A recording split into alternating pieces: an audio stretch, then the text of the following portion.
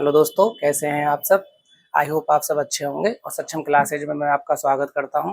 हम कर रहे थे ज्योग्राफी के पीवाईक्यू जो आने वाला यूपीपीसीएस एग्जाम के लिए बहुत महत्वपूर्ण है, जिसमें मैं आपको इंडियन ज्योग्राफी के पीवाईक्यूज करा चुका हूं और ज्योग्राफी का पहला लेक्चर भी करा चुका हूं। आज हम देखेंगे ज्योग्राफी का सेकंड लेक्चर। चलते हैं आज के अपने पहले प्रश्न की तरफ।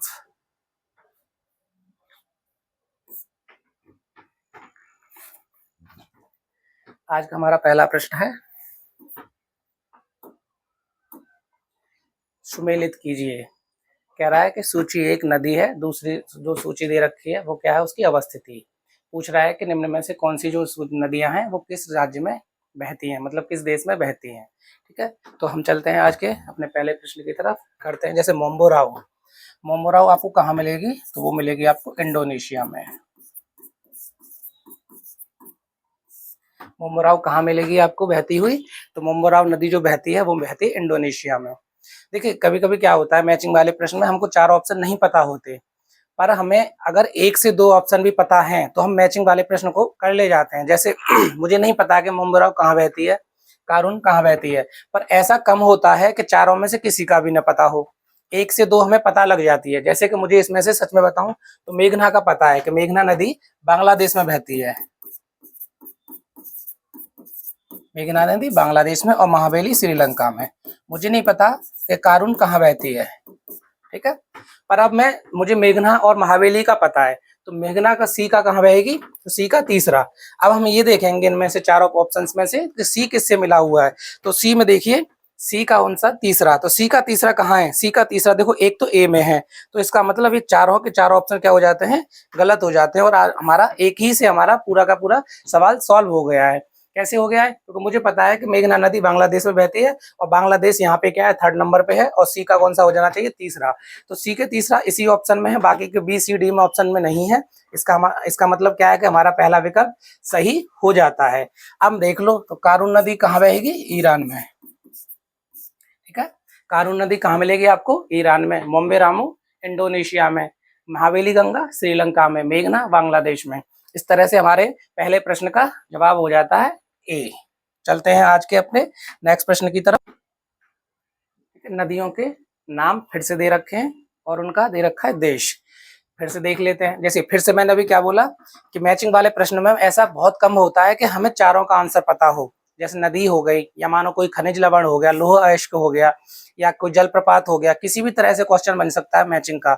और ऐसा बहुत कम होता है कि हमें चारों का आंसर पता हो, पर हमें एक से दो ऑप्शन देखने को जरूर मिल जाते हैं जो हमें आते हैं। जैसे मुझे नहीं पता, पर मुझे ये पता है कि नील नदी कहाँ बहती है, तो नील नदी बहती है सूडान में, मतलब अफ्रीका में बहती है नील नदी।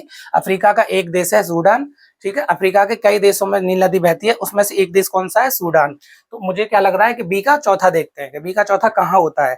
तो इसका मतलब देखिए बी का चौथा ए बी सी में है, तो डी हमारा यहीं से एलिमिनेट हो जाता है। अब हमें यहाँ से नहीं मिला, अब हम और देखते हैं। जैसे टेम्स नदी है, टेम्स नदी आपको कहाँ मिलेगी, तो वो मिलेगी आपको इंग्लैंड में। इंग्लैंड में देखने को मिलेगी टेम्स नदी। अब फिर से देखते हैं, तो डी का हमारा कौन सा होना चाहिए, पहला। तो डी का पहला यहाँ मिल रहा है, इसका मतलब ये विकल्प भी हमारा गलत हो गया है। अब जैसे पोटामैक, पोटामैक मिलती है हमें कहाँ पे, यूएसए में। यूएसए, ए का कौन सा होना चाहिए, दूसरा। ए का दूसरा यहाँ पे है, तो हमारा सही जवाब कौन सा हो जाता है, बी। तो दूसरे का कौन सा है हमारा सही जवाब, बी। ठीक है, और टिग्रिस हमें देखने को मिलेगी इराक में। अभी ऐसा देखो इसमें क्या हुआ है कि हमें तीन ऑप्शन मिले, मतलब मिलने के बावजूद भी क्वेश्चन सॉल्व होने पर ऐसा बहुत कम होता है।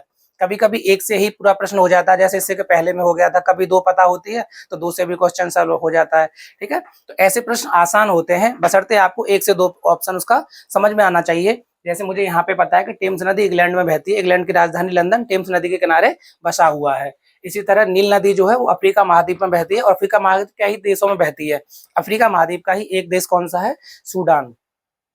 तो अफ्रीका नील नदी मुझे कहाँ मिल जाती है, सूडान में। तो इसी तरह से हमारा आज का सवाल का जवाब क्या हो जाता है, ऑप्शन नंबर बी। चलते हैं आज के तीसरे प्रश्न की तरफ। कह रहा है बांग्लादेश में प्रवेश करने के बाद कौन सी नदी, गंगा नदी को किस नाम से जाना जाता है। तो बांग्लादेश में प्रवेश करने के बाद गंगा नदी को किस नाम से जाना जाता है, तो वो जाना जाता है पद्मा नाम से। ठीक है, किस नाम से जाना था, मतलब पद्मा नाम से। अब गंगा नदी जो है जब बांग्लादेश में प्रवेश कर जाती है तो किस नाम से जानती है, तो वो जाना जाता है बांग्लादेश से। पर गंगा नदी देखिए, गंगा नदी क्या है, एक धारा होती है अलकनंदा, अलकनंदा, और एक धारा होती है भागीरथी, अलकनंदा और भागीरथी। ये दोनों धाराओं का जब ये दोनों धाराएं आपस में जब बहती हैं तो एक जगह पड़ता है, कौन सा, देवप्रयाग। वो जगह कौन सी पड़ती है, देवप्रयाग। कौन सी जगह, देवप्रयाग, देवप्रयाग। जब अलकनंदा और भागीरथी नदियों की दोनों धाराएं देवप्रयाग में आकर मिलती हैं तो इन दोनों की संयुक्त धारा, क्या, इन दोनों की संयुक्त धारा, संयुक्त धारा क्या कहलाती है, गंगा। अर्थात गंगा नदी जिन दो धाराओं से मिलकर बनी है वो है एक अलकनंदा, दूसरी है भागीरथी। जब अलकनंदा और भागीरथी नदी दोनों की दोनों देवप्रयाग में आकर मिलती हैं तो उनकी संयुक्त धारा का नाम पड़ जाता है गंगा। ठीक है, तो गंगा नदी किन दो धाराओं का संयुक्त उपक्रम है, तो वो है अलकनंदा और भागीरथी का।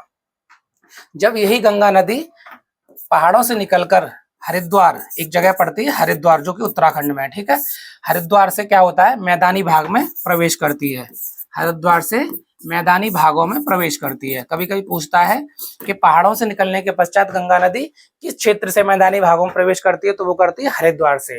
अर्थात तो गंगा नदी किन दो धाराओं का संयुक्त मेल है, तो वो अलकनंदा और भागीरथी है। ठीक है, जब गंगा नदी बहते हुए भारत से कहाँ पहुंचती है, पहुंचती है बांग्लादेश में।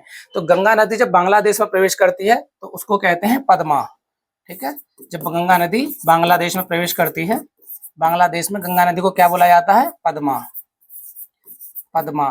ठीक है, और इसी में एक नदी आकर मिलती है ब्रह्मपुत्र, और ब्रह्मपुत्र को बांग्लादेश में क्या बोला जाता है, जमुना। गंगा को क्या बोला जाता है बांग्लादेश में, पद्मा, और ब्रह्मपुत्र को जमुना। जब ये दोनों नदियां आपस में मिलती हैं बांग्लादेश में तो इनकी संयुक्त धारा को क्या बोला जाता है, मेघना। इनकी संयुक्त धारा को क्या बोला जाता है, इनकी संयुक्त धारा को बोला जाता है मेघना। किन दो धाराओं का संयुक्त नाम मेघना है, तो गंगा नदी और जमुना नदी। अर्थात गंगा नदी और ब्रह्मपुत्र नदी, जिसको गंगा नदी को बांग्लादेश में बोला जाता है पद्मा, और जमुना नदी को बांग्लादेश में बोला जाता है, और ब्रह्मपुत्र नदी को जमुना बांग्लादेश में बोला जाता है जमुना। जब पद्मा और जमुना दोनों धाराएं आपस में मिलती हैं तो उनका संयुक्त नाम पड़ जाता है मेघना। यही मेघना नदी सुंदरबन का डेल्टा बनाते हुए, कौन सा डेल्टा, सुंदरबन का डेल्टा, यही मेघना नदी सुंदरबन का डेल्टा, सुंदरबन का डेल्टा बनाते हुए किस खाड़ी में गिर जाती है, तो गिर जाती है बंगाल की खाड़ी में। बंगाल की खाड़ी में क्या हो जाती है, गिर जाती है। ठीक है, तो अब इस प्रश्न को मैं एक बार फिर से बता देता हूं क्योंकि इसमें कई सारे मैंने तथ्य जोड़ दिए हैं। पूछ रहा है बांग्लादेश में प्रवेश करने के बाद गंगा नदी किस नाम से जानी जाती है, तो देखिए जैसे गंगा नदी है हमारी, वो गंगोत्री से निकलती है। निकलने के पश्चात क्या होता है कि दो धाराएं होती हैं, एक होती अलकनंदा और दूसरी होती है हमारी भागीरथी। जब ये दोनों धाराएं बहते हुए एक जगह पड़ती है देवप्रयाग, देवप्रयाग में आकर भागीरथी और अलकनंदा दोनों मिल जाती हैं और इनका संयुक्त धाराओं का नाम पड़ जाता है गंगा। ठीक है, तो गंगा किन दो धाराओं का मेल है, गंगा भागीरथी और अलकनंदा का मेल है। कहाँ से, देवप्रयाग से नाम पड़ता है। अभी तक ये क्या हो रहा है कि मैदान मतलब पहाड़ी क्षेत्रों में बह रही है, जैसे ही मैदानी भाग में प्रवेश करती है तो वो एक क्षेत्र है हरिद्वार, हरिद्वार से निकलकर ये मैदानी भागों में प्रवेश करती है। जब गंगा नदी बांग्लादेश में पहुंचती है तो गंगा का नाम पड़ जाता है पद्मा।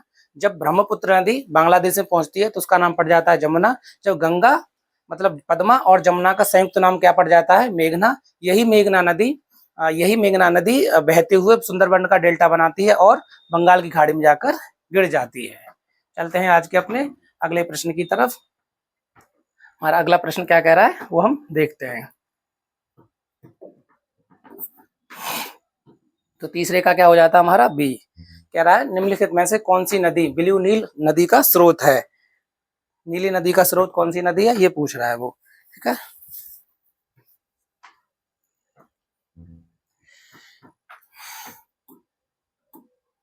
निम्नलिखित में से कौन सी एक नदी नील नदी, ब्लू नील नदी का स्रोत है। ठीक है, तो चलते हैं इसको हम देखते हैं क्या हो सकता है इसका सही जवाब। तो एक जगह अफ्रीका महाद्वीप है, इसको पढ़ो, अफ्रीका महाद्वीप। अफ्रीका महाद्वीप में दो नदियां बहती हैं, एक ब्लू नील और एक होता है श्वेत नील। ब्लू नील और श्वेत नील। जो ब्लू नील का उद्गम होता है वो होता है टांगा झील से। किसकी? टांगा झील।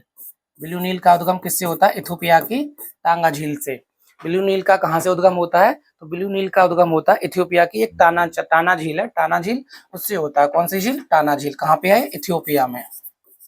इथियोपिया जो कि अफ्रीकी महाद्वीप का एक देश है। तो अफ्रीकी महाद्वीप की जो ब्लू नील नदी है वो कहाँ से निकलती है? इथियोपिया की टाना झील से। श्वेत नील कहाँ से निकलती है? ये निकलती है विक्टोरिया झील से। और विक्टोरिया झील कहाँ पड़ती है? अफ्रीकी महाद्वीप में। ठीक है, तो अफ्रीका महाद्वीप में दो धाराएं बहती हैं, दो नदियां बहती हैं, जिसमें से एक को बोलते हैं श्वेत नील, दूसरे को बोलते हैं ब्लू नील। जो ब्लू नील निकलती है इथियोपिया की टाना झील से, और श्वेत नील निकलती है विक्टोरिया झील से। ठीक है, जब ये दोनों बहते हुए सूडान की राजधानी होती है खार्तूम। कौन सी? सूडान। जैसे अभी पहले आया था ना, सूडान की राजधानी एक जगह है खार्तूम। सूडान की राजधानी खार्तूम, दोनों तरह से लिखा जाता है। सूडान की राजधानी खार्तूम के पास जब ये दोनों मिलती हैं, कौन सी? ब्लू नील और श्वेत नील, तो यहां से इनका क्या नाम पड़ जाता है? यहां से इनका नाम पड़ जाता है नील नदी। ठीक है, यहीं से इसको क्या बोला जाता है? नील नदी। तो अब क्या पूछ रहा है निम्न में? कौन सा एक ब्लू नील का नदी स्रोत है? कौन सी नदी का? ब्लू नील का। तो यहाँ मैंने आपको जवाब दे दिया है। तो वो कौन सा है? टाना झील, ब्लू नील का। और विक्टोरिया झील किसका है? श्वेत नील का। तो विक्टोरिया किसका हो जाएगा? श्वेत का। अब जैसे अगले प्रश्न में आपसे पूछ ले कि श्वेत नील का कौन सा स्रोत है, तो वो हो जाएगा विक्टोरिया झील। अब पूछ रहा है ब्लू नील का, तो वो है टाना झील। अब जानते हैं नील नदी के बारे में। तो नील नदी विश्व की सबसे लंबी नदी है। कैसी नदी है? विश्व की सबसे लंबी नदी। नील नदी कैसी नदी है? तो नील नदी विश्व की सबसे लंबी नदी है। नील नदी विश्व की नील नदी विश्व की सबसे लंबी नदी है। नील नदी विश्व की सबसे लंबी है, और इसे मिस्र का क्या बोलते हैं? वरदान कहा जाता है। इसे मिस्र का वरदान बोलते हैं। जैसे मिस्र का क्या बोला जाता है? नील नदी को वरदान बोला जाता है। और नील नदी दुनिया की सबसे लंबी नदी है, और इसे मिस्र का वरदान कहा जाता है। ठीक है, अब ये तो हमारा हो गया नील के बारे में। अब जान लेते हैं हम थोड़ा सा विक्टोरिया झील के बारे में। तो विक्टोरिया झील जो है वो अफ्रीकी महाद्वीप की सबसे बड़ी विक्टोरिया झील, जो अफ्रीका महाद्वीप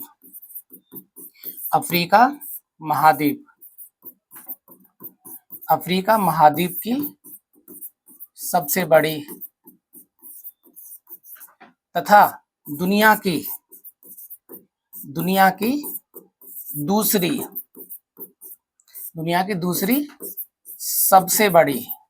दूसरी सबसे बड़ी क्या है? मीठे पानी की झील है। मीठे पानी की झील है क्या? तो विक्टोरिया झील अफ्रीका की तो सबसे बड़ी है, अर्थात अफ्रीकी महाद्वीप की सबसे बड़ी, लेकिन दुनिया की दूसरी सबसे मीठे पानी की झील है। और ये कहाँ पे है? तो ये तंजानिया, इसका विस्तार किन देशों में मिलता है? तंजानिया, युगांडा और केन्या में। तो विक्टोरिया झील का जो हमारा विस्तार है किन देशों में देखने को मिलता है? तो विक्टोरिया झील का जो विस्तार है वो देखने को मिलता है 3 देशों में, जिसमें तंजानिया है, युगांडा है और केन्या है। तो तंजानिया, युगांडा और केन्या में विक्टोरिया झील का क्या है? विस्तार पाया जाता है, आपको फैलाव जो पाया जाता है। अब यहाँ पे एक और प्रश्न बन रहा है आपके सामने, आप पूछ सकते हो सर कि अगर दुनिया की दूसरी सबसे बड़ी मीठे पानी की झील है, तो दुनिया की सबसे बड़ी मीठे पानी की कौन सी होगी? तो वो होती है हमारी सुपीरियर झील। कौन सी? सुपीरियर झील दुनिया की मीठे पानी की सबसे बड़ी झील है। और ये कहाँ पे स्थित है? ये है यूएसए और कनाडा की सीमा पर स्थित है। ठीक है, यूएसए कनाडा में इसका विस्तार होता है। तो अब देखो यहाँ से फिर से 4 से 5 प्रश्न आपके सामने आ जाते हैं। प्रश्न 1 है, पर उसकी व्याख्या मैंने कम से कम ऐसी कर दी है कि आपको 4 से 5 प्रश्न आसानी से बनने चाहिए यहाँ से। जैसे मैं बताता हूँ कैसे बनेंगे। एक प्रश्न है आपके सामने जो इसमें दे रखा है कि निम्नलिखित में से कौन सी एक नीली मतलब ब्लू नील का उद्गम स्रोत है। तो मैंने आपको बताया कि अफ्रीका महाद्वीप में 2 नदियां बहती हैं, जिसमें एक श्वेत नील है और एक ब्लू नील है। श्वेत नील का जो उद्गम है वो है विक्टोरिया झील, और ब्लू नील का जो उद्गम है वो है इथियोपिया की टाना झील। तो इससे तो हमारा यहाँ से इस प्रश्न का हमें यहाँ से जवाब मिल जाता है कि इथियोपिया की टाना झील जो है वो किसका स्रोत है, तो वो है नील नदी का स्रोत। ठीक है, ब्लू नील का स्रोत कौन सा है, तो इथियोपिया की टाना झील। अब पूछता है कभी कभी आपको कि श्वेत नदी का कौन सा उद्गम है, तो श्वेत नदी का जो उद्गम का स्रोत है वो है विक्टोरिया झील। जब ये दोनों नदी विक्टोरिया कौन सी ब्लू नील और श्वेत नील, जब ब्लू नील और श्वेत नील दोनों नदियां सूडान की एक राजधानी पड़ती है खार्तूम के पास जब मिलती हैं तो उनकी संयुक्त धारा को क्या कहा जाता है, संयुक्त धारा को बोला जाता है उनकी नील नदी। तो संयुक्त धारा को क्या बोला जाता है, नील नदी। अब यहाँ से अब थोड़ा नील नदी के बारे में जानते हैं। प्रश्न आता है कभी कभी कि मिस्र का वरदान किस नदी को कहा जाता है, तो नील नदी को कहा जाता है। दूसरा प्रश्न क्या बनता है कि विश्व की सबसे लंबी नदी कौन सी है, तो वो नील नदी है। ठीक है, अब क्या है, फिर पूछ रहा है वो कि अब देखो जैसे विश्व की सबसे लंबी नदी नील नदी है, विश्व का मिस्र का वरदान नील नदी है। अब यहाँ पे ये प्रश्न हो जाता है। अब मैं आपको बता रहा हूँ क्यों, क्योंकि यहाँ से एक और प्रश्न बना था कि अफ्रीका की श्वेत नील जो है वो विक्टोरिया झील से बनती है, और विक्टोरिया के बारे में बताने के लिए कोशिश कर रहा हूँ। देखो कैसे कि विक्टोरिया झील जो अफ्रीका महाद्वीप की, अफ्रीका कॉन्टिनेंट की दूसरी सबसे बड़ी झील है, किंतु ये दुनिया की मीठे पानी, अफ्रीका महाद्वीप की सबसे बड़ी झील है लेकिन दुनिया की मीठे पानी की दूसरी सबसे बड़ी झील है। अब आप पूछ सकते हो सर जी कि जब मीठे पानी की दूसरी सबसे बड़ी झील है तो पहली कौन सी है, तो पहली मीठे पानी की सबसे बड़ी झील है सुपीरियर झील जो कि अमेरिका और कनाडा में पड़ती है। और विक्टोरिया झील का जो विस्तार पाया जाता है वो 3 देशों में पाया जाता है। अफ्रीकी महाद्वीप के 3 देश कौन से हैं, तो एक तंजानिया, युगांडा और केन्या। तंजानिया, युगांडा और केन्या में कौन सी झील पाई जाती है, तो वो पाई जाती है विक्टोरिया झील। आई होप इससे कम से कम आपके 4 से 5 प्रश्न आपके बन जाने चाहिए।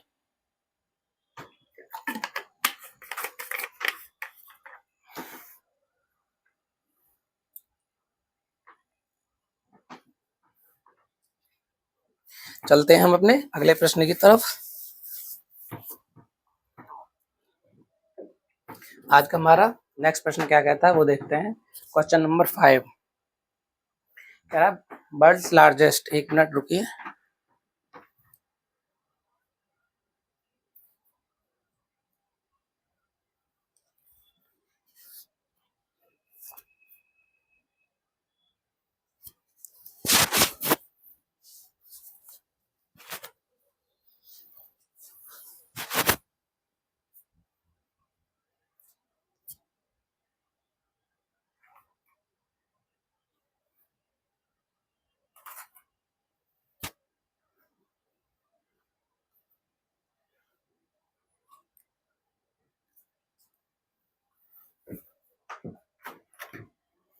कह रहा विश्व का सबसे बड़ा महासागर कौन सा है, the world largest ocean is. तो विश्व का सबसे बड़ा महासागर कौन सा है, तो हम देख लेते हैं। विश्व में सबसे बड़े महासागर में एक आता है प्रशांत महासागर,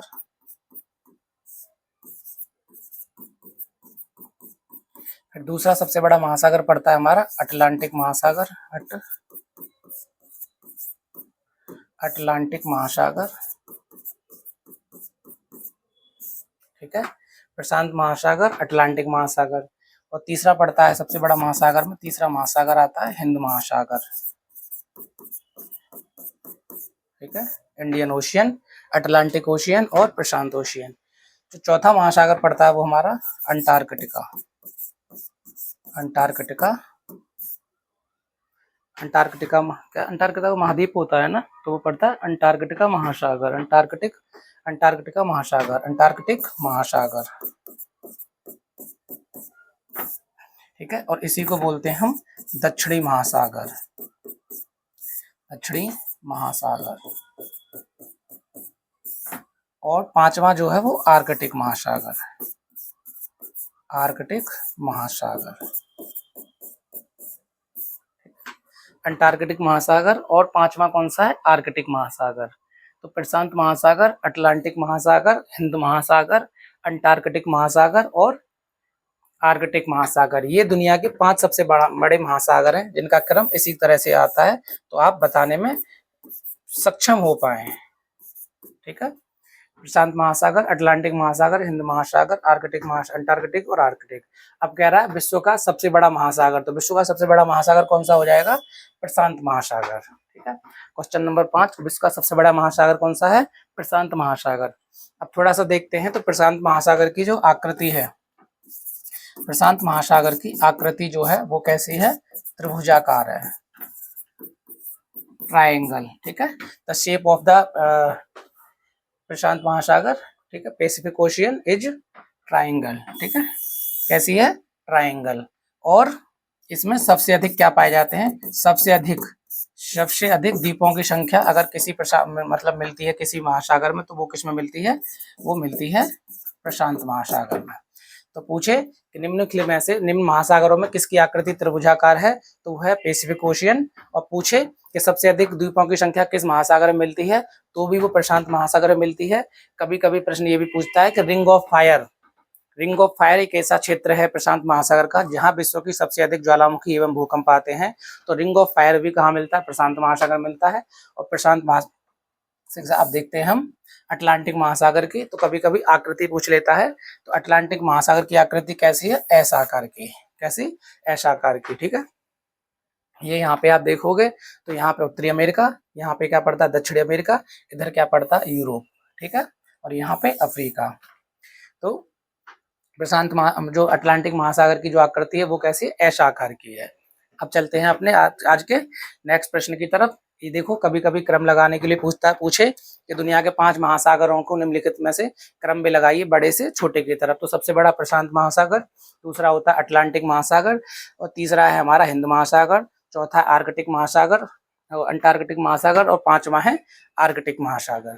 अब चलते हैं आज के अगले प्रश्न की तरफ। कह रहा निम्नलिखित नदियों में से कौन सी नदी अपने बहाव में भूमध्य रेखा को 2 बार काटती है, ठीक है। पूछा कौन सी नदी है जो भूमध्य रेखा को 2 बार काटती है। तो कांगो नदी जो है, कांगो नदी अफ्रीका की नील नदी के बाद, कांगो नदी अफ्रीका की नील नदी के बाद, नील नदी के बाद कैसी नदी है, दूसरी सबसे बड़ी नदी है। कौन सी नदी, कांगो नदी सबसे बड़ी नदी है। किस महासागर मतलब किस महाद्वीप में पड़ती है कांगो नदी, तो अफ्रीका महाद्वीप में नील नदी के बाद दूसरी सबसे बड़ी नदी है। और यह नदी क्या करती है, यह भूमध्य रेखा को, ठीक है, भूमध्य विषुवत रेखा या भूमध्य रेखा को 2 बार, भूमध्य रेखा को 2 बार काटती है। क्या करती है, यह भूमध्य रेखा को 2 बार काटती है। कौन सी नदी, कांगो नदी। कांगो नदी की क्या विशेषता है कि नील नदी के बाद अफ्रीका की दूसरी सबसे बड़ी नदी है और ये भूमध्य रेखा को 2 बार काटती है। इसी तरह से आप पूछोगे, ये हमारा अर्थ हो गया। अर्थ में 3 रेखाएं, ये विषुवत रेखा 0 डिग्री देशांतर, यहाँ पे पड़ती है 23.5 डिग्री नॉर्थ अर्थात कर्क रेखा, और 23.5 डिग्री साउथ, 23.5 डिग्री साउथ अर्थात मकर रेखा। तो जो मैंने आपको बताया, मैंने आपको भी बोला कि जो भूमध्य रेखा को काटती है 2 बार, ठीक है, जैसे एक बार ये, तो इसमें कौन सी नदी आती, कांगो नदी।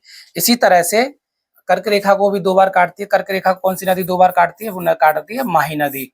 प्रश्न पूछता है कभी कभी, तो माही नदी ऐसी नदी है जो कर्क रेखा को 2 बार काटती है। और मकर रेखा को 2 बार जो नदी काटती है उसको कहते हैं लिम्पोपो नदी, ठीक है, लिम्पोपो नदी मकर रेखा को कितनी बार काटती है, तो कितनी बार, मकर रेखा को 2 बार काटती है। अब फिर से समझिए मैं क्या कर रहा हूँ।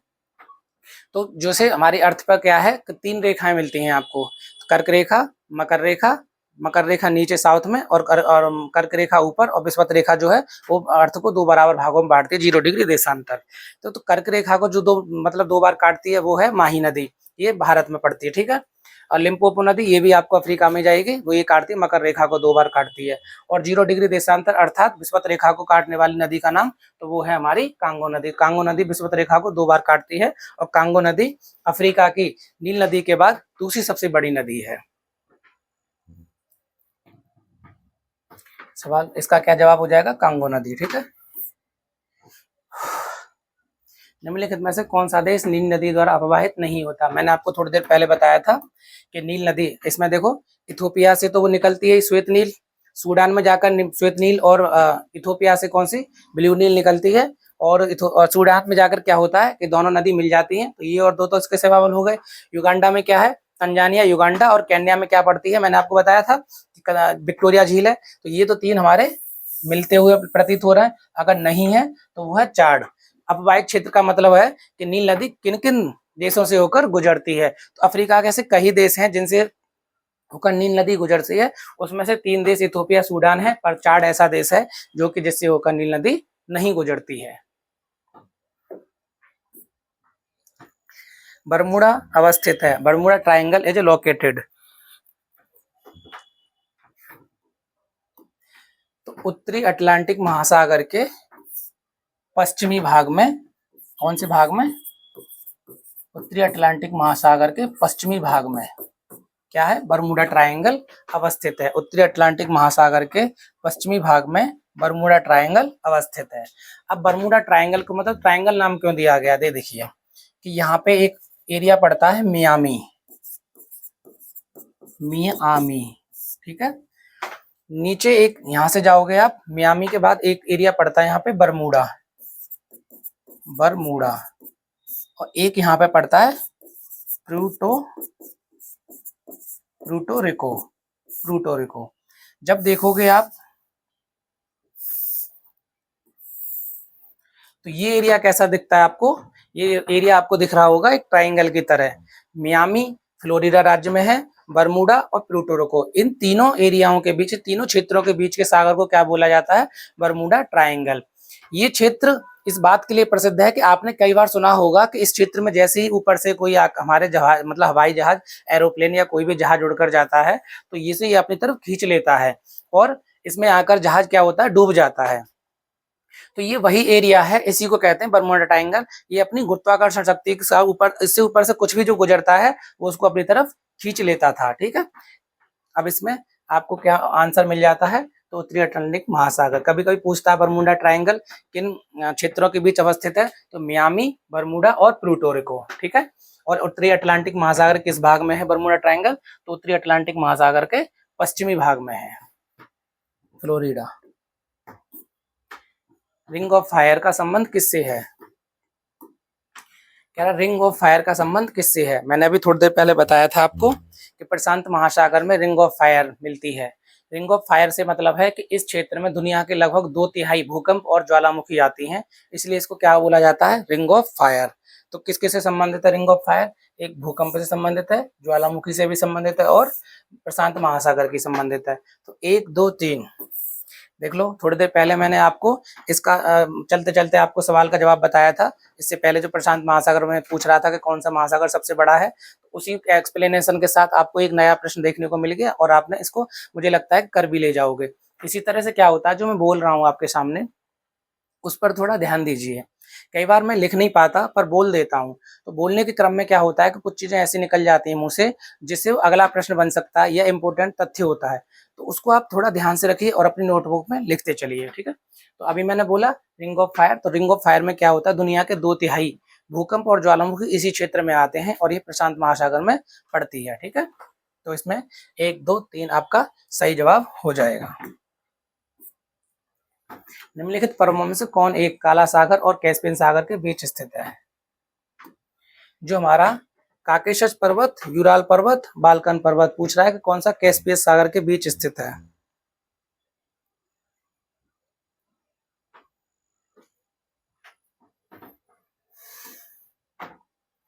तो जो काकेशस पर्वत है ये यूरोप, काकेशस पर्वत यूरोप और एशिया, काकेशस पर्वत यूरोप और एशिया की सीमा पर काला सागर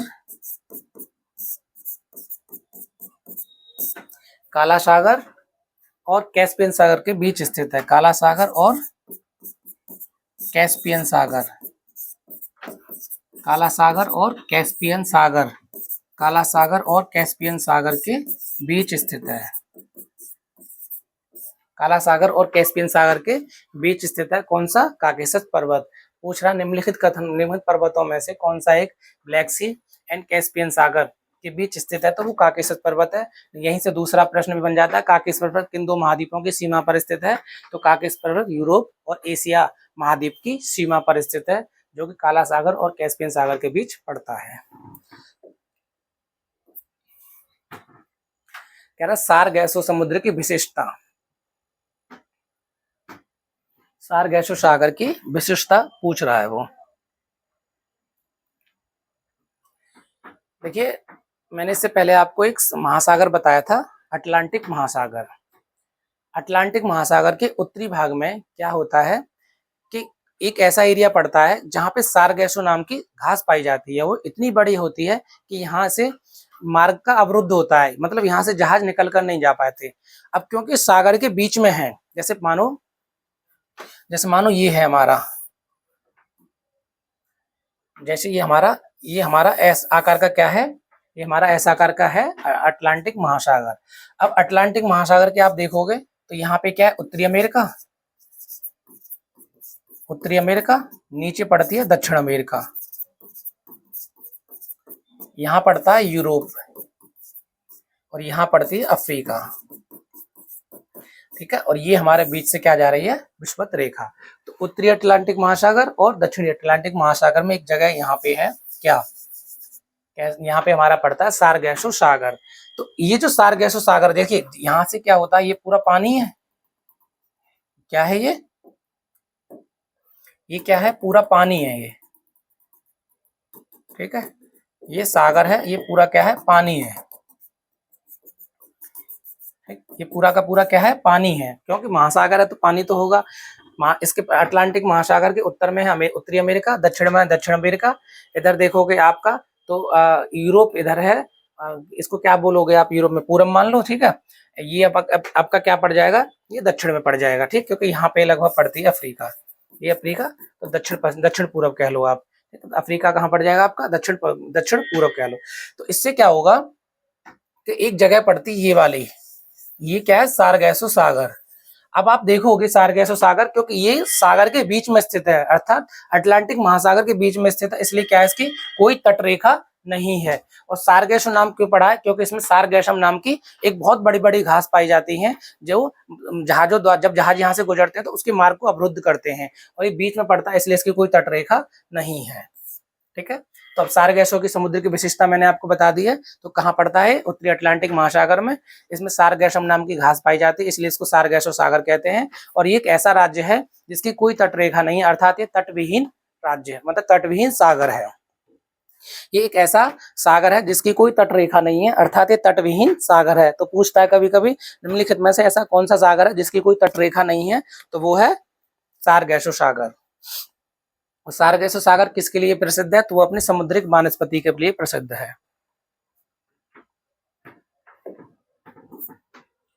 ग्रांड बैंक स्थित है, पूछ रहा है कि ग्रांड बैंक कहां पर स्थित है।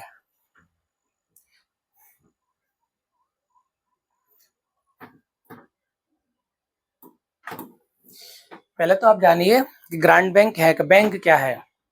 देखिए जैसे अटलांटिक महासागर में क्या होता है ना, कई सारे बैंक पड़ते हैं। बैंक का मतलब होता है कि जहां ठंडी धारा और गर्म धारा आकर मिलती हैं। तो जब किसी महासागर में ठंडी जलधारा और गर्म जलधारा आकर मिलती हैं, तो वो जो क्षेत्र होता है ना, मछलियों के लिए, मछली उत्पादन के लिए बड़ा प्रसिद्ध हो जाता है। ठीक है, क्यों, बड़ा महत्वपूर्ण होता है, क्योंकि जब गर्म और ठंडी जलधाराएं मिलती हैं तो वहां पे मछली उत्पादन के लिए विशिष्ट एक आदर्श स्थिति पैदा हो जाती है, और उसी को कहते हैं बैंक, गर्म और जलधाराओं के मिलन को। तो ग्रांड बैंक का जो है वो मिलता है हमारा अटलांटिक महासागर में।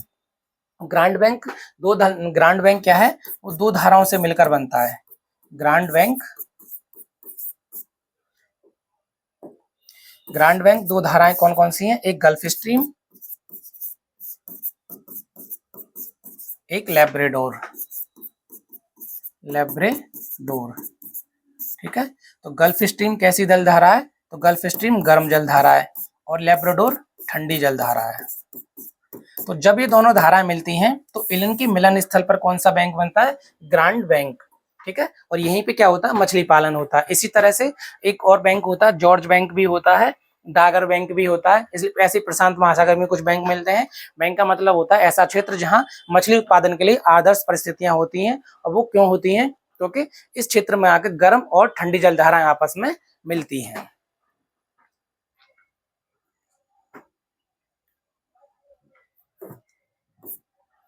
अब चलते हैं अपने आज के अगले प्रश्न की तरफ। निम्नलिखित में से कौन सा सागर 3 महाद्वीपों से घिरा हुआ है? पूछ रहा है कि ऐसा कौन सा सागर है जो 3 महाद्वीपों से घिरा हुआ है? तो आप देखोगे ये भूमध्य सागर है हमारा, भूमध्य सागर। भूमध्य सागर, ठीक है। इसके उत्तर में पड़ता है यूरोप, इसके उत्तर में क्या पड़ता है? यूरोप। दक्षिण में क्या पड़ती है? अफ्रीका। और पूर्व में एशिया।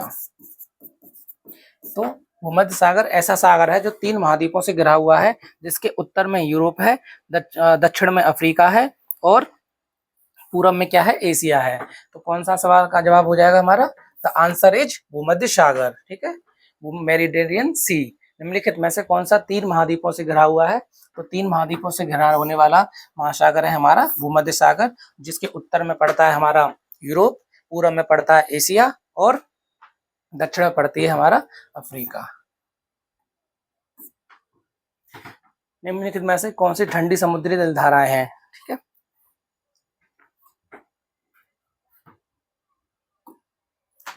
तो जैसे क्या होता है, मैंने भी आपको बताया, प्रत्येक महासागर में गर्म जलधारा और ठंडी जलधारा दोनों बहती हैं। जब वो आपस में मिलती हैं तो वहां पे क्या होता है? मछली उत्पादन होता है। तो ऐसे ही पूछ रहा है कि कौन सी ठंडी जलधारा है? तो हम्बोल्ट, ब्राजील, आयोशियो और कनारी।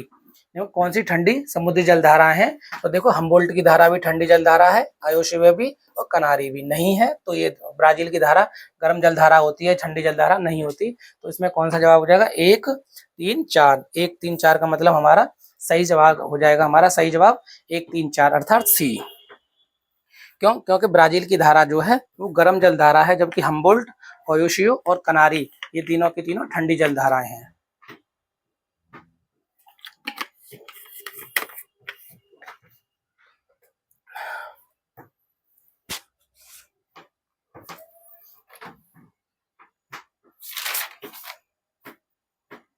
अब चलते हैं आज के अपने अगले प्रश्न की तरफ।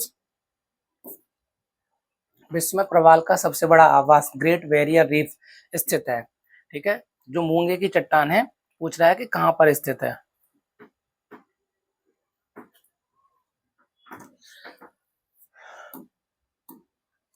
तो देखो पहले तो आपको सीधे सीधे बता दूं, ग्रेट बैरियर रीफ जो है वो दुनिया की सबसे बड़ी मूंगे की चट्टान है, जो कि ऑस्ट्रेलिया में स्थित है। और यहाँ पे ऑस्ट्रेलिया के प्रांत मतलब देख रहा है कि ऑस्ट्रेलिया में कहाँ स्थित है। तो ऑस्ट्रेलिया में एक प्रांत पड़ता है क्वींसलैंड। इस क्वींसलैंड के साथ साथ क्या होता है, उत्तर पूर्वी तट पर, उत्तर पूर्वी तट मतलब ऐसे चलता हुआ ये, ठीक है, उत्तर, और ये एरिया पूरब। तो यहाँ पे क्या मिलती है हमें? Great barrier reef, great barrier reef, ठीक है। तो ग्रेट बैरियर रीफ कहाँ मिलेगी आपको? ऑस्ट्रेलिया के एक प्रांत पड़ता है क्वींसलैंड, उसके साथ साथ समानांतर उत्तर पूर्व में चलती है ये, ठीक है। और ये दुनिया की सबसे बड़ी मूंगे की चट्टान है, अर्थात दुनिया का सबसे बड़ा ग्रेट बैरियर रीफ है। और इसको यूनेस्को द्वारा विश्व धरोहर सूची में शामिल किया गया, विश्व विरासत सूची में शामिल किया गया है, ठीक है। चलते हैं अपने अगले प्रश्न की तरफ। तो उत्तर पूर्व तट पर मिलती है, मैचिंग का आ गया है। कह रहा है एक तरफ आपको महासागर दे रखे हैं, एक तरफ उसका अधिकतम गहरा बिंदु जो गॉर्ज टर्च होते हैं, तो अधिकतम गहरा बिंदु दे रहा है। अब उन्हीं को हमें लगाने के लिए बोल रहा है।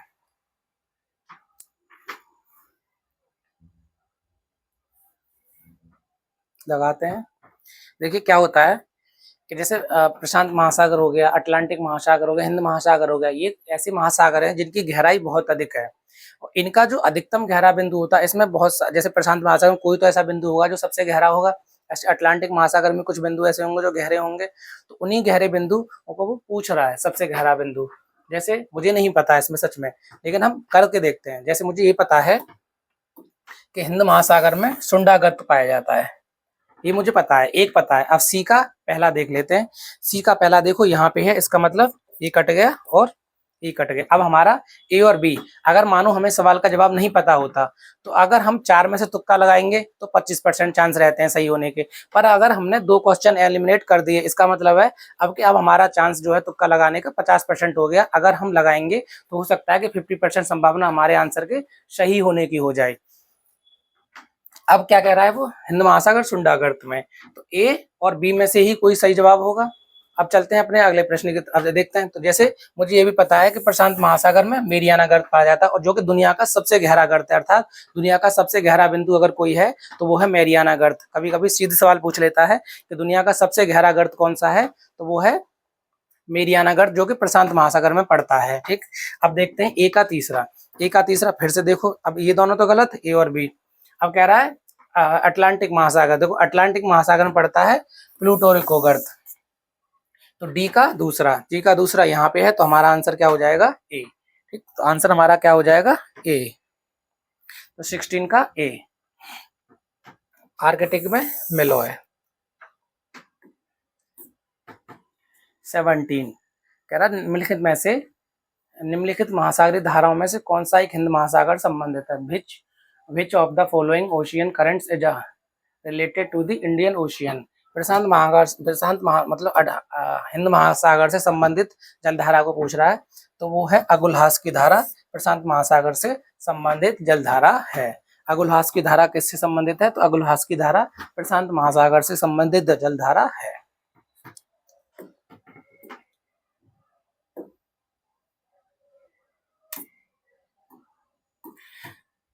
आज का हमारा क्वेश्चन नंबर 18 भारत और श्रीलंका अलग होते हैं। देखो इस प्रश्न को मैं आपको शायद 2 से 3 क्लास पहले में करवा चुका हूँ। भारत और श्रीलंका पाक जल संधि द्वारा क्या होते हैं, अलग होते हैं। और पाक जल संधि मन्नार की खाड़ी और बंगाल की खाड़ी को आपस में क्या करती है, जोड़ती है, जो कि मैंने आपको बताया था। तो पाक जल संधि क्या करती है, भारत और श्रीलंका को अलग करती है और मन्नार की खाड़ी और बंगाल की खाड़ी को क्या करती है, आपस में जोड़ती है। किस किस को, मन्नार की खाड़ी और बंगाल की खाड़ी।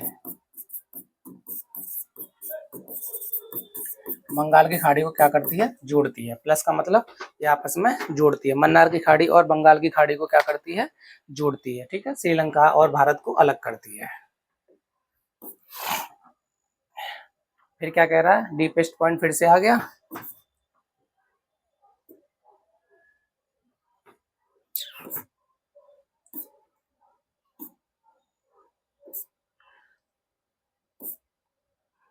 अच्छा, इसकी हिंदी नहीं दे रखी, तो चलो इंग्लिश से ही काम चला लेते हैं।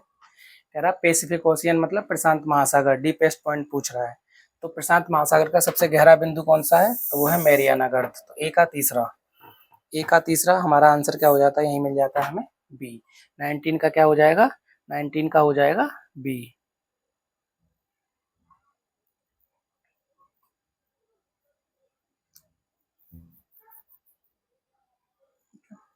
अटलांटिक ओशियन, अटलांटिक महासागर। तो अटलांटिक महासागर में कौन सा है, प्लूटो रिको। हिंद महासागर में जावा ट्रेंच, हिंद महासागर का जावा ट्रेंच। आर्कटिक का इरेजियन बेसिन। ठीक, तो ए का कौन सा हो जाएगा, मेरिया, ए का तीसरा, ठीक, और बी का चौथा, सी का पहला इंडियन ओशियन, और डी का कौन सा हो जाएगा, दूसरा। तो हमारा सवाल हो जाता है। चलते हैं अपने अगले प्रश्न की तरफ। The state of Dawar connects, Dawar जलसंधि किसको जोड़ती है, डावर जलसंधि किस किस को जोड़ती है, तो वो देखते हैं।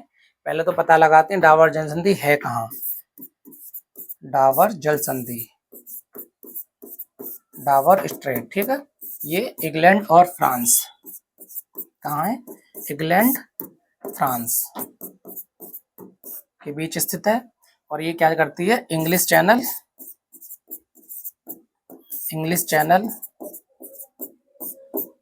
और उत्तरी सागर को क्या करती है, आपस में जोड़ती है। नॉर्थ सी और इंग्लिश चैनल को आपस में क्या करती है, जोड़ती है। तो सही जवाब क्या हो जाएगा हमारा, सी। पूछे डावर जल संधि कहाँ पड़ती है, तो इंग्लैंड और फ्रांस की सीमा पर पड़ती है। इंग्लैंड और फ्रांस के बीच में डावर जल संधि है और ये इंग्लिश चैनल और उत्तरी सागर को आपस में जोड़ती है।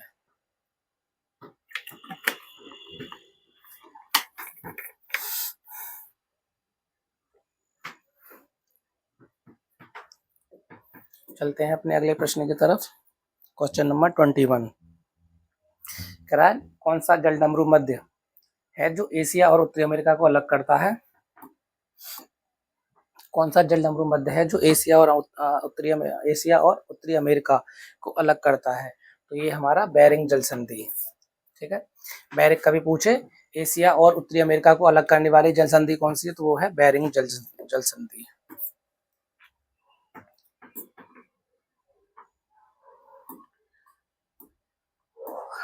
क्वेश्चन नंबर हॉर्न अंतरीप, कैमोरिन अंतरीप, गुड होप अंतरीप और यार्क अंतरीप पूछ रहा है कि कौन सी अंतरीप कहाँ पे है, कौन सा अंतरीप किस जगह पर पड़ रहा है। मुझे तो नहीं पता, फिर मैं कह रहा हूँ, लेकिन मुझे ये पता है कि कैप कॉमोरिन कहाँ पे है, भारत में है, क्योंकि हम भारत के हैं तो हमें भारत का पता होना चाहिए।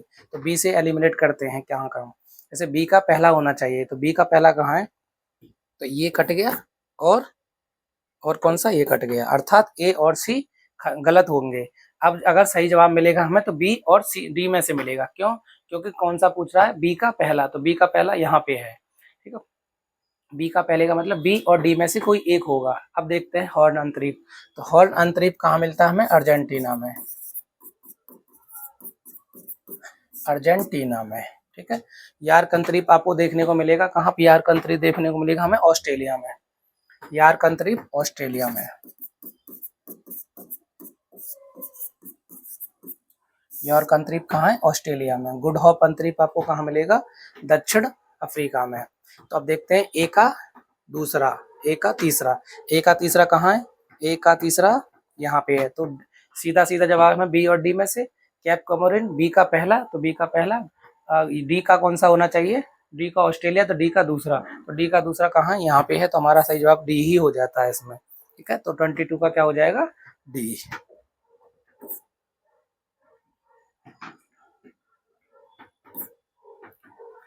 कह रहा है which of the following lakes is the oldest and deepest in the world, निम्न झीलों में से कौन सा प्राचीनतम और सबसे गहरी झील है, पूछ रहा है वो।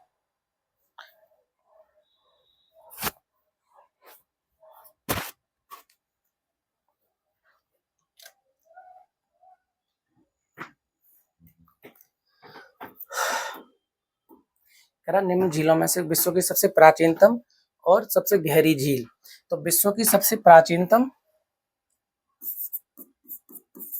बैकाल झील, ये कहाँ पड़ती है, रूस के साइबेरिया में। पहले देखते हैं कहाँ पड़ती है, तो ये पड़ती है साइबेरिया, साइबेरिया कहाँ है, रूस में, कोई पूछे तो रूस में है। फिर बैकाल झील क्या है, विश्व की प्राचीनतम झील है, विश्व की प्राचीनतम झील है। और क्या है, ये सबसे गहरी झील है, विश्व की सबसे प्राचीनतम के साथ साथ सबसे गहरी झील है। अब क्या है, इससे इससे क्या बोला जाता है, pearl of Siberia, pearl of Siberia, मैं जो बोल रहा हूँ उस पर ध्यान दीजिए। इस तो बैकाल झील को क्या बोला जाता है, पर्ल ऑफ साइबेरिया, क्योंकि साइबेरिया में स्थित है, पर साइबेरिया का मोती। ठीक है, तो इसको सवाल का जवाब क्या हो जाएगा, बैकाल झील। बैकाल झील दुनिया की सबसे गहरी झील है, बैकाल झील दुनिया के सबसे प्राचीन झील है, बैकाल झील रूस के साइबेरिया में पड़ती है, इसीलिए इसे पर्ल ऑफ साइबेरिया कहा जाता है। ठीक है, आपने मूवी देखी होगी, एक पठान मूवी आई थी, पठान, उसमें लास्ट में आपने देखा होगा जॉन इब्राहिम और दीपिका पादुकोण और शाहरुख खान कई जो थोड़ा बाइक वाला स्टंट है, जो बाइक्स पे जो लड़ाइयाँ होती हैं दोनों में, तो वो बैकाल झील पे ही शूटिंग हुई है।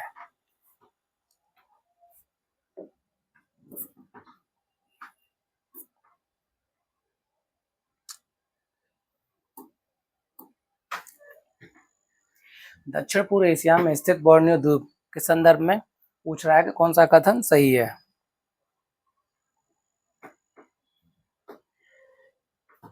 बोर्नियो द्वीप, कौन सा द्वीप, बोर्नियो। तो पहले बोर्नियो द्वीप के बारे में जान लेते हैं। बोर्नियो द्वीप, ये द्वीप एशिया का सबसे बड़ा क्या है? तो एशिया का सबसे बड़ा द्वीप है बोर्नियो द्वीप। पूछे कि एशिया का सबसे बड़ा, लेकिन दुनिया का तीसरा बड़ा, लेकिन विश्व का दुनिया का तीसरा सबसे बड़ा है। एशिया का सबसे बड़ा है लेकिन दुनिया का तीसरा सबसे बड़ा द्वीप है। दुनिया का तीसरा सबसे बड़ा द्वीप है। ठीक है, और ये आपको कहाँ मिलेगा? ये मिलेगा आपको इंडोनेशिया,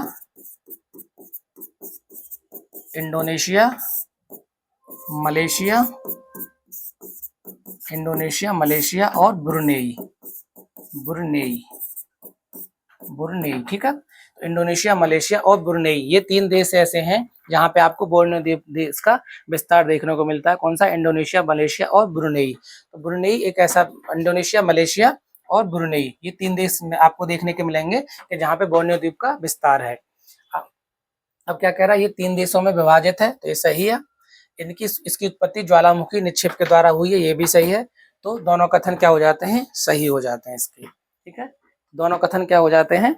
सही हो जाते हैं हमारा। तो 24 का क्या है? बी। अब एक और चीज देख लेते हैं। मैंने बोला आपको एशिया का सबसे बड़ा, तो बात सही है हमारी, एशिया का सबसे बड़ा, लेकिन दुनिया का क्या है? तीसरा बड़ा, अर्थात इससे पहले 2 और पड़े होंगे। तो एक होता है ग्रीनलैंड और दूसरा न्यू गिनी।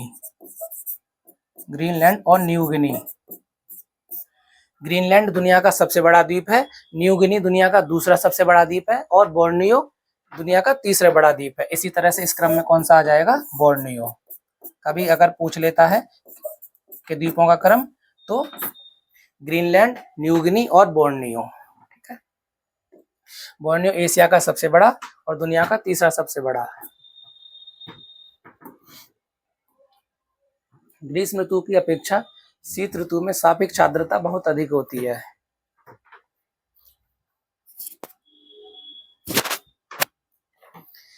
कह रहा है रिलेटिव ह्यूमिडिटी के बारे में क्वेश्चन है कि कह रहा है कि ग्रीष्म ऋतु की सापेक्ष आर्द्रता शीत ऋतु की अपेक्षा आर्द्रता बहुत अधिक होती है। देखिए क्या है इसका, मैं आपको मतलब समझाता हूँ, फिर इस सवाल को करेंगे। जैसे ग्रीष्म ऋतु में क्या होती है, जो हवाएं होती है ना, उसमें ताप बहुत अधिक होता है। जब किसी चीज में ताप अधिक होता है तो सीधी बात है उसमें आर्द्रता ग्रहण करने की अर्थात ह्यूमिडिटी ग्रहण करने की भी क्षमता ज्यादा होगी। अब शीत ऋतु में क्या होता है कि हवाएं ठंडी होती हैं, ठंडी हवाएं क्या होती हैं? नीचे बैठी रहती हैं। जब वो टहलेंगी झूलेंगी नहीं तो वो क्या ही ग्रहण करेंगी। तो पहला देख लेते हैं, जब तापमान अधिक है, जब ताप अधिक है, उसमें एनर्जी ग्रहण करने की क्षमता भी अधिक ही होगी। तो कह रहा है ग्रीष्म ऋतु की अपेक्षा शीत ऋतु में सापेक्ष आर्द्रता बहुत अधिक होती है। तो पहला हमारा क्या हो जाता है? गलत हो जाता है। क्यों गलत हो जाता है? क्योंकि ग्रीष्म ऋतु में सापेक्ष आर्द्रता ग्रहण करने की क्षमता हवाओं में ज्यादा होती है, जबकि वो कह रहा है ग्रीष्म ऋतु की अपेक्षा शीत ऋतु में, तो शीत ऋतु में क्या होती है? कम होती है। तो पहला हमारा गलत हो जाता है। इसका मतलब ये गलत। तापमान की वृद्धि के साथ वायु की जल वाष्प धारण क्षमता में वृद्धि होती है। मैंने आपको बताया क्यों कि जैसे जैसे हवाएं गर्म होंगी उसमें जल वाष्प धारण करने की क्षमता क्या होती है? अधिक हो जाती है। ठीक है, जल वाष्प धारण करने की क्षमता अधिक होती है। इसका मतलब क्या? ए असत्य है परंतु आर सत्य है। तो कथन कारण का कौन सा सवाल सही हो जाता हमारा? तो ये हमारा 25 का D. Which of the following waterfalls is located Venezuela? निम्नलिखित में से जलप्रपातों में कौन वेनेजुला में अवस्थित है? तो एंजल जलप्रपात।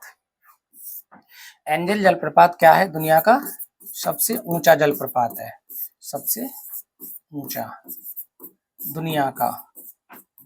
ठीक है, अभी तो यहाँ पे आपको देश का नाम दे दिया है, लेकिन कभी कभी पूछता है दुनिया का सबसे ऊंचा जलप्रपात कौन सा है, तो एंजल जलप्रपात है। दूसरा प्रश्न बनता है कि दुनिया का सबसे ऊंचा जलप्रपात एंजल जलप्रपात किस देश में स्थित है, तो वो इथोपिया में, मतलब इथोपिया में वेनेजुला में स्थित है। ठीक है, तो पूछे दुनिया का सबसे ऊंचा जलप्रपात एंजल जलप्रपात, दुनिया का सबसे ऊंचा जलप्रपात किस देश में स्थित है, तो वो है वेनेजुला में स्थित।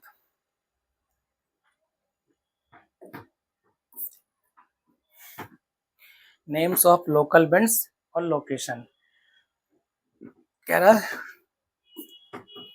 लेविस, ब्रिकफील्डर, ब्लैक रोलर और सामल। कह रहा निम्नलिखित में से कौन सी ऐसी स्थानीय पवन है जो सही रूप से मैच नहीं है। तो जो देखो लेविस है वो स्पेन में बहती है, सही है। ब्रेकफिल्डर जो है ऑस्ट्रेलिया में बहती है, ये भी सही है। ब्लैक रोलर उत्तरी अमेरिका में बहती है, ये भी सही है। लेकिन सामल जो है ना, इस सामल ये सामल ऑस्ट्रिया में नहीं बहती, ये बहती है ईरान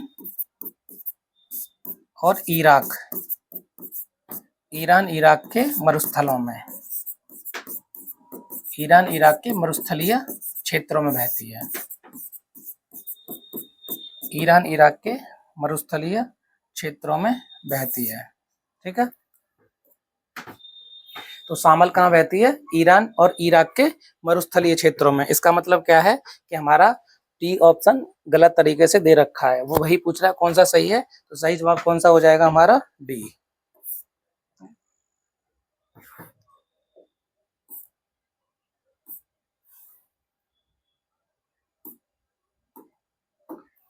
अब फिर से स्थानीय पवन, पहले मैं आपको बता देता हूँ स्थानीय पवन किसे कहते हैं। जैसे भारत है, तो भारत में आपने देखा होगा कई राज्यों में स्थानीय पवन चलती हैं। जैसे गर्मियों में आपको देखने को मिलेगा लू, तो पूछा लू, जैसे हम बोलते हैं ना सामान्य भाषा में, क्या तो लू चल रही है, तो वो लू क्या है? भारत की अपनी स्थानीय पवन है, वो एक खास मौके पे चलती है, हमेशा नहीं चलती। गर्मियों में भी, पूरी गर्मियों में नहीं चलती है, गर्मियों के भी एक विशेष हिस्से में चलती है, विशेष महीने में चलती है, इसलिए वो और विशेष क्षेत्र में चलती है। ऐसा नहीं पूरे भारत में चले, विशेष क्षेत्र में चलती है, तो इसलिए उसको क्या बोलते हैं? स्थानीय पवन कहते हैं, क्योंकि वो एक विशेष क्षेत्र में विशेष समय पर चलती है। ऐसे क्या होता है कि प्रत्येक देश में एक विशेष पवन विशेष समय पर चलती है, तो उसको क्या कहते हैं? स्थानीय पवन कहते हैं। जैसे सांता आना, यामो, मुझे नहीं पता सच में कि इसमें कौन सा सवाल सही होगा। ठीक है, तो मुझे ये पता है कि जोंडा जो है वो अर्जेंटीना में बहती है, एक तो मुझे ये पता है। और सांता आना, यामो, यामो का पता है मुझे, यामो जापान में चलती है। ठीक है, अब इसी से देखते हैं, हमें मुझे नहीं पता बाकी का। तो ए अर्जेंटीना, ए का मतलब पहला, तो पहला इसका मतलब हमारा ये गलत हो जाता है। सांताना, अब पहले यामो, यामो जापान में बहती है, तो सी का तीसरा, तो सी का तीसरा कहाँ है? इसका मतलब अब ये भी गलत हो जाता है। नार्वेस्टर आपको देखने को मिलेगा कहाँ पे? न्यूजीलैंड में। और सांता आना देखने को मिलेगा आपको यूएसए में। तो बी का यूएसए, इसका मतलब सारे ही आपस में क्या है? मैच है। तो सही जवाब हमारा हो जाएगा ए। सही जवाब क्या हो जाएगा हमारा? ए। तो 28 का क्या हो जाएगा? ए।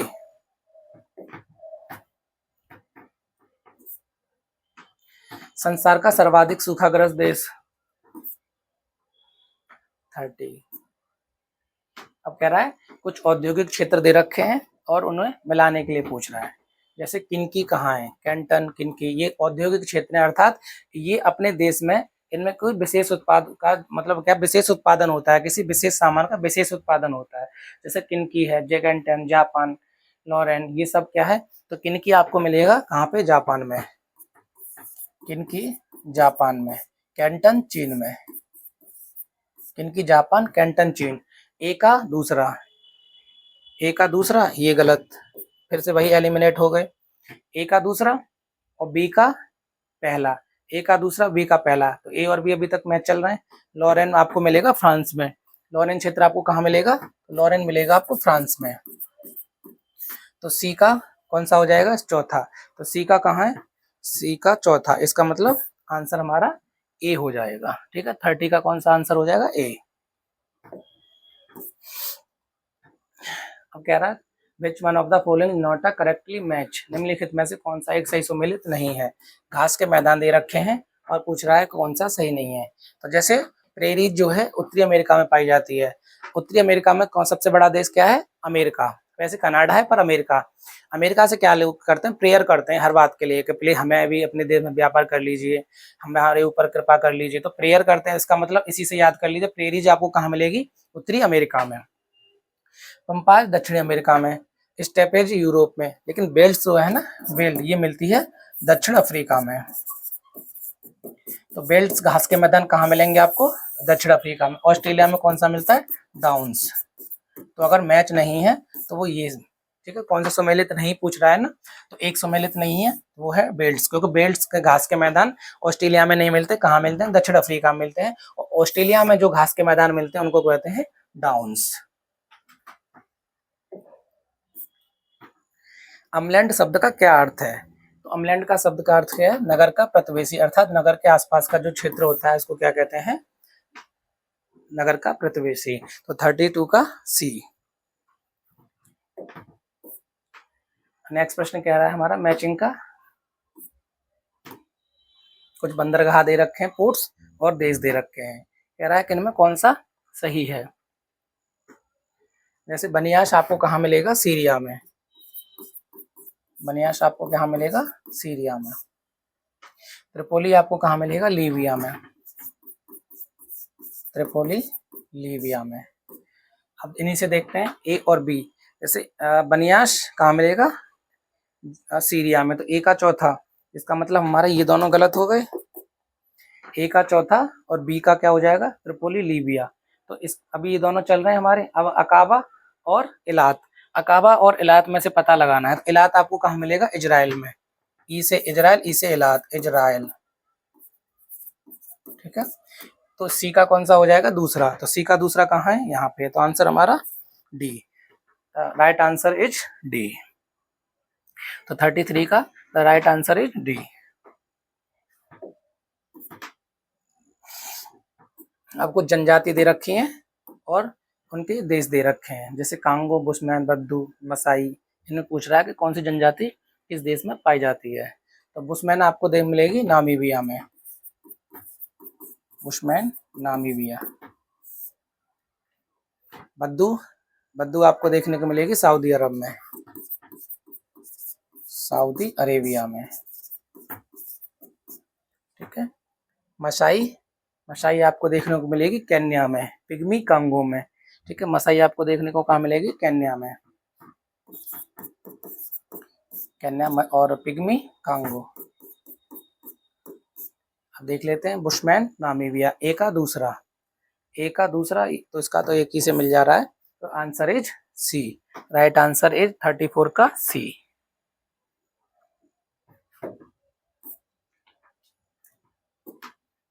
फिर से जनजाति का एक और प्रश्न है। जनजाति के प्रश्न आपको अक्सर देखने को मिल जाता है ना, किर्गिज। अब देखो इसका तो मुझे लगता है आपको कर लेना चाहिए। अभी मैंने बुशमैन बताया था, बुशमैन कालाहारी,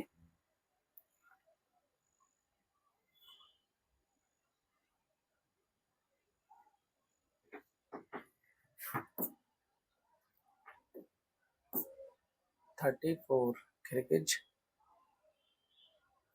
किर्गिज।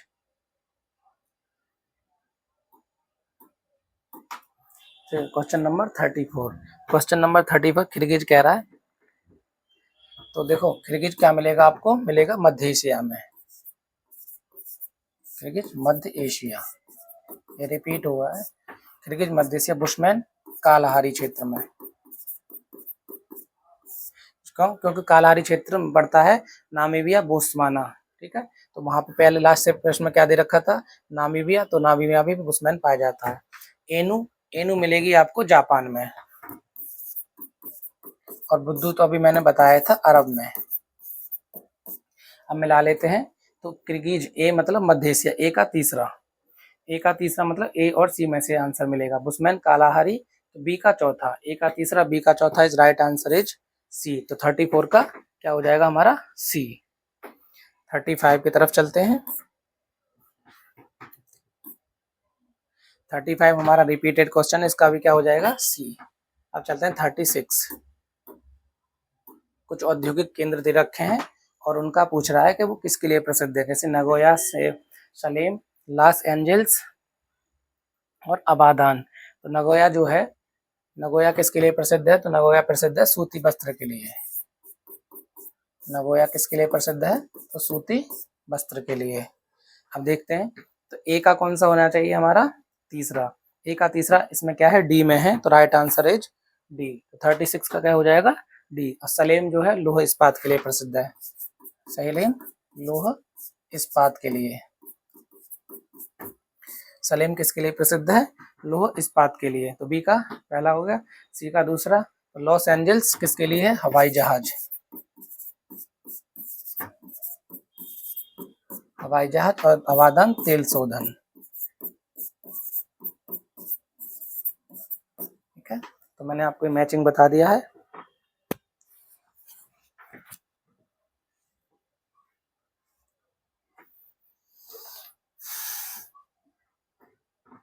तेल शोधन।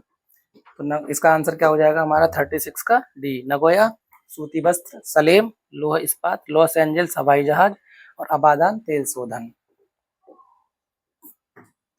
37 कह रहा है केंद्र है और उनके पूछा किसके लिए प्रसिद्ध है। जैसे पूछ रहा ओसाका, जापान का मैनचेस्टर इसी को बोलते हैं। तो ओसाका किसके लिए प्रसिद्ध है, सूती वस्त्र। ओसाका किसके लिए प्रसिद्ध है, सूती वस्त्र के लिए। डेट्रॉइट किसके लिए प्रसिद्ध है, मोटर वाहन के लिए, मोटर वाहन। डेट्रॉइट किसके लिए प्रसिद्ध है, तो मोटर वाहन के लिए। अब मिलाते हैं तो ए का कौन सा हो जाएगा, ए का तीसरा, ए का तीसरा ए में ही है तो आंसर इज ए। तो आंसर हमारा कौन सा हो जाएगा सर 37 का ए। क्यूबा शिगार के लिए प्रसिद्ध है, क्यूबा शिगार के लिए प्रसिद्ध है। और सेंट पीटर्सबर्ग किसके लिए प्रसिद्ध है, तो पोत निर्माण के लिए, पोत निर्माण। सेंट पीटर्सबर्ग किसके लिए प्रसिद्ध है, तो सेंट पीटर्सबर्ग प्रसिद्ध है पोत निर्माण के लिए। कह रहा है अंधी घाटियां पाई जाती हैं, इसका सीधा जवाब है कास्ट प्रदेश में। कहाँ पे, blind valleys are found in, तो कास्ट प्रदेश में कौन सी घाटियां पाई जाती हैं, तो कास्ट प्रदेश में हमको पाई जाती हैं अंधी घाटियां।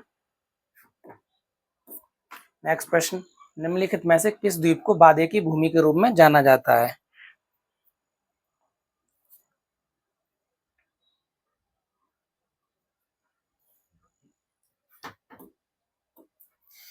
तो बादे की भूमि, बादे की भूमि मतलब लैंड ऑफ प्रॉमिस। तो लैंड ऑफ प्रॉमिस में जाना जाता है हमको मिंडनाओ।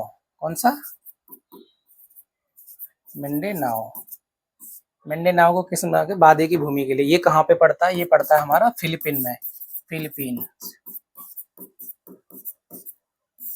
तो फिलीपींस में कौन सा पड़ता है, तो फिलीपींस में हमारा पड़ता है मिंडनाओ, एक द्वीप है जो कि फिलीपींस का सबसे दक्षिणी द्वीप है और दूसरा बड़ा द्वीप है, दूसरा बड़ा द्वीप है। तो फिलीपींस का दक्षिणतम द्वीप है और दूसरा बड़ा द्वीप है। कौन सा, मिंडनाओ। मिंडनाओ फिलीपींस का सबसे दक्षिणतम और दूसरा बड़ा द्वीप है। अब पूछोगे तो लुजोन, जब दूसरा बड़ा है तो पहला कौन सा है, तो पहला बड़ा द्वीप कौन सा, लुजोन, पहला लुजोन। तो पहला बड़ा द्वीप कौन सा मिलेगा आपको, तो वो मिलेगा आपको लुजोन। तो अच्छा, मिंडनाओ द्वीप को किसके नाम से जाना जाता है, मिंडनाओ द्वीप को बादे की भूमि के नाम से जाना जाता है। मिंडनाओ द्वीप आपको कहाँ मिलेगा, तो मिंडनाओ द्वीप मिलेगा आपको फिलीपींस में। ये दुनिया मतलब फिलीपींस का सबसे दक्षिणी द्वीप है और फिलीपींस का दूसरा बड़ा द्वीप है। तो पहला कौन सा हो जाएगा, लुजोन। कौन सा एल्बिडो से संबंधित है। एल्बिडो वापसी की शक्ति को कहा जाता है, रिफ्लेक्शन ऑफ पावर, ठीक है, रिफ्लेक्टिव पावर। एल्बिडो क्या होता है, जैसे सूर्य की किरण पड़ती है किसी चीज पर, मानो बर्फ पर पड़ी, तो बर्फ पर पड़ने का एल्बिडो का मतलब परावर्तन की शक्ति, कि कोई वस्तु अपने ऊपर पड़ने वाली सूर्य की किरणों को किस मात्रा में परावर्तित कर देती है। जैसे कि मान के चलिए उदाहरण के रूप में सूर्य की किरण बर्फ पर पड़ती हैं तो सफेद है, तो वो क्या करती है, उसकी कुछ मात्रा को अवशोषित करके अधिक से अधिक मात्रा को क्या करती है, परावर्तित कर देती है। तो जिस मात्रा को बर्फ परावर्तित करती है वापस भेज देती है, उसी मात्रा को क्या बोलते हैं, एल्बिडो। और जिस मात्रा को, अब जैसे बर्फ की मात्रा, बर्फ क्या करेगी, बर्फ ज्यादा मात्रा को परावर्तित करेगी तो सफेद कलर, जैसे बर्फ का एल्बिडो क्या हो गया, ज्यादा हो गया। अब ऐसी ही कोई ब्लैक कलर की चीज होती है, तो ब्लैक कलर की चीज पे अगर कोई आप डालोगे सूरज की रोशनी, तो वो ज्यादा अवशोषण करेगी, तो इस प्रकार उसका क्या एल्बिडो कम होता है। इस प्रकार जो हमारा जैसे सफेद चीजें होती हैं उनका एल्बिडो ज्यादा होता है, और जो काली चीजें होती हैं, गहरी चीजें रंग की होती है, उनका एल्बिडो कम होता है। एल्बिडो मतलब परावर्तन की मात्रा, अर्थात कोई वस्तु अपने ऊपर पड़ने वाली सूर्य की किरणों को, तापमान को किस मात्रा में परावर्तित करती है, जिस मात्रा में परावर्तित करती है उसी मात्रा को उस वस्तु का क्या बोला जाता है, एल्बिडो कहा जाता है।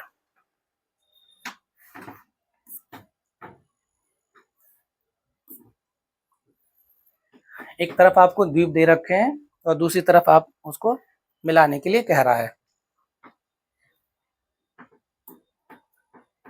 देखो अभी मुझे नहीं पता इसका आंसर क्या है, पर मुझे इतना पता है, मैंने अभी आपको लुजोन बताया था जो फिलीपींस का सबसे बड़ा द्वीप है। अभी इससे पहले ही इस पहले ही प्रश्न में आपको बताया था कि लुजोन फिलीपींस का सबसे बड़ा द्वीप है, तो इसका मतलब बी का कौन सा हो जाएगा, चौथा। जहां बी का चौथा मिलेगा ये इसका गलत, ये इसका गलत। अब सी और डी में से कुछ सही है। सेलिबिस आपको कहाँ मिलेगा, सेलिबिस मिलेगा आपको इंडोनेशिया में देखने के लिए, ठीक है। तो सेलिबिस कहाँ है, इंडोनेशिया, इंडोनेशिया। तो ए का दूसरा यहाँ पे है, तो आंसर इज डी। कौन सा आंसर हो जाएगा, डी। न्यू फाउंडलैंड आपको कहाँ मिलेगा देखने को, और नॉर्थ आइसलैंड। न्यू फाउंडलैंड आपको कनाडा में देखने को मिलेगा। कहाँ मिलेगा न्यू फाउंडलैंड, आपको कनाडा में देखने को मिलेगा, और नॉर्थ आइसलैंड आपको न्यूजीलैंड में देखने को मिलेगा। तो डी का पहला और सी का तीसरा, तो आंसर इज डी। टोक्यो निम्नलिखित में से किस द्वीप पर स्थित है,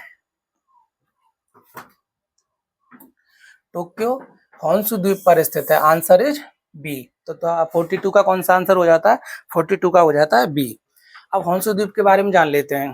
होन्शु द्वीप जापान, कहाँ पे स्थित है, जापान, क्योंकि जापान की ही राजधानी क्या है, टोक्यो।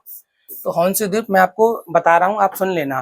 तो होन्शु द्वीप जो है वो जापान का सबसे बड़ा द्वीप है, और जापान की ही राजधानी टोक्यो किस द्वीप पर स्थित है, तो होन्शु द्वीप पर स्थित है। होन्शु पे ही जापान का सबसे बड़ा मैदान जिसे क्वांटो कहते हैं, वो भी होन्शु द्वीप पर ही स्थित है, ठीक है। जापान की लगभग 80% जनसंख्या वो भी होन्शु द्वीप पर ही रहती है। जापान की 80% जनसंख्या कहाँ रहती है, तो होन्शु द्वीप पर ही रहती है। ऐसे ही एक 1945 में द्वितीय विश्व युद्ध के दौरान अमेरिका ने जापान के दो शहरों नागासाकी, हिरोशिमा और नागासाकी पर क्या गिराया था, बम गिराया था। तो इसमें से जो हमारा जो मतलब जो हमारा हिरोशिमा है, कौन सा, हिरोशिमा, हिरोशिमा किस द्वीप पर स्थित है, तो वो है होन्शु द्वीप पर। और नागासाकी कहाँ स्थित है, तो वो है क्यूशु द्वीप पर। नागासाकी कब गिराया था इन दोनों पे, 1945 में, 1945 में द्वितीय विश्व युद्ध के दौरान परमाणु बम से हमला किया था अमेरिका ने हिरोशिमा और नागासाकी पर। तो अब फिर से मैं आपको समझा देता हूँ। होन्शु क्या है, होन्शु जापान का सबसे बड़ा द्वीप है, और इस द्वीप पर जापान की राजधानी टोक्यो स्थित है। तो इसी द्वीप पर जापान की सबसे अधिक जनसंख्या, लगभग 80% जनसंख्या कहाँ रहती है, तो होन्शु द्वीप पर रहती है। 1945 में द्वितीय विश्व युद्ध के दौरान अमेरिका ने जापान के दो शहरों जिसमें से हिरोशिमा और नागासाकी पर बम गिराए थे। कौन से बम, परमाणु बम। उसमें नागासाकी जो है वो क्यूशु द्वीप पर स्थित है, और होन्शु द्वीप जो है वो कहाँ में स्थित है, वो होन्शु द्वीप पर स्थित है, ठीक है। तो इसी तरह से इसका जवाब कौन सा हो जाएगा, तो वो होन्शु द्वीप हो जाएगा। चलते हैं अपने नेक्स्ट प्रश्न की तरफ। तो दोस्तों आज के लिए इतना ही, और मैंने इसमें आपको ज़्यादा से ज़्यादा प्रश्न रखने के लिए, और जो जरूरी प्रश्न मुझे लगे वो मैंने इसमें रखे हैं। और ज्योग्राफी का हमारा दूसरा चैप्टर, इस तरह से मैं आपको ज्योग्राफी के लगभग बहुत जो इंपॉर्टेंट क्वेश्चन मुझे लगे वो मैं आपको करा चुका हूं। और आपसे हमारी एक ही विनती है, रिक्वेस्ट है कि आप हमारे चैनल को लाइक करें, सब्सक्राइब करें, शेयर करें। धन्यवाद।